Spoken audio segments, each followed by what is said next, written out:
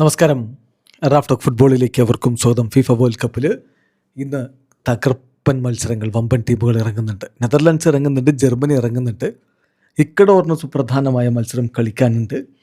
ഏതായാലും വളരെ പ്രധാനപ്പെട്ട ഒരു ദിവസമാണിന്ന്. ഇന്ന് രാത്രി ഇന്ത്യൻ സമയം 10:30 ആദ്യ കളി. അത് നെതർലൻഡ്സും സ്വീഡനും തമ്മിലാണ്. വാവ്! സ്വീഡൻ ആദ്യ കളിയിൽ പൊളിച്ചടുക്കിയാണ് വരുന്ന ടുണീഷ്യയെ തകർത്തെറിഞ്ഞിട്ടാണ് വന്നത്. യാസിൻ അയാരിയുടെയും അതുപോലെ തന്നെ ഗ്യോക്കറസിൻ്റെയും അലക്സാണ്ടർ ഐസക്കിൻ്റെയും ഒക്കെ ഗോളുകൾ നമ്മൾ കണ്ടു.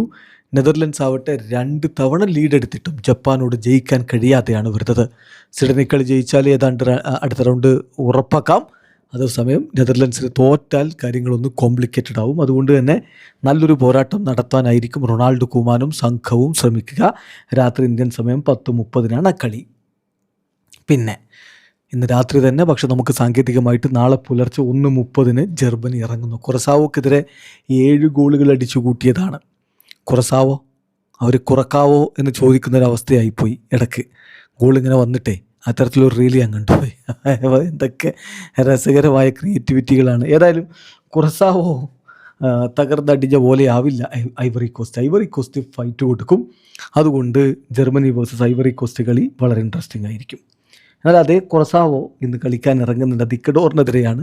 5:30 രാവിലെ 5:30 ആ കളി. നിങ്ങൾക്കറിയാവുന്ന പോലെ ഇക്വഡോർ ഒരു മികച്ച ടീമാണ്. പക്ഷേ ആദ്യ കളിയിൽ അവർക്ക് നല്ല മുട്ടം പണി കൊടുത്തിട്ടുണ്ടായിരുന്നു എതിരാളികൾ. അപ്പോൾ അതുകൊണ്ട് തന്നെ, അതായത് ഐവറി കോസ്റ്റ് പണി കൊടുത്തു. അപ്പോൾ അതുകൊണ്ട് തന്നെ അതിൽ നിന്ന് തിരികെ വരേണ്ടതുണ്ട്. കുറസാവോക്കെതിരെ ഇന്നും ഗോൾ വർഷം നടന്നാൽ അത്ഭുതപ്പെടേണ്ടതില്ല. നാളെ രാവിലെ ഇന്ത്യൻ സമയം 9:30 ടുണീഷ്യയും ജപ്പാനും തമ്മിൽ കളിക്കുന്നത്. ടുണീഷ്യയുടെ കാര്യം പറയാതിരിക്കുന്നതാണ് ഭേദം. ആദ്യ കളി തോറ്റതിനെ തുടർന്ന് കോച്ചിനെ സാക്ക് ചെയ്തു. പുതിയ കോച്ചിൻ്റെ കീഴിൽ ഇത്രയും ചെറിയ സമയത്തിനുള്ളിൽ അവരെന്ത് മാറ്റങ്ങൾ വരുത്തും കളിയിൽ എന്നുള്ളത് കണ്ടറിയണം. ഏതായാലും ജപ്പാൻ ആദ്യ കളി സമനിലയായതാണ്.